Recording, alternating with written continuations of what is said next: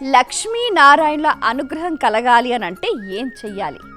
ఏ ఇంట్లో అయినా దంపతులను చూస్తే మనం లక్ష్మీనారాయణలాగా ఉన్నారు అని సంబోధిస్తూ ఉంటాం. అన్యోన్య దాంపత్యంతో మెలగాలి అని అంటే చిన్న పరిహారం చెయ్యాలి. మనకు లవంగాలు, యాలుకలు లక్ష్మీదేవికి ఎంతో ప్రీతికరం అని చెప్తారు. పచ్చకర్పూరం శ్రీవారికి చాలా ఇష్టం అని చెప్తూ ఉంటారు.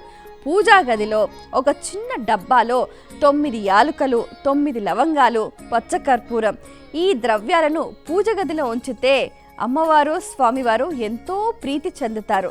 వారి అనుగ్రహం, వారి ఆనందం మనకెంతో శుభకరం, శ్రేయస్కరం, చక్కటి ఫలితాలు ఉంటాయి.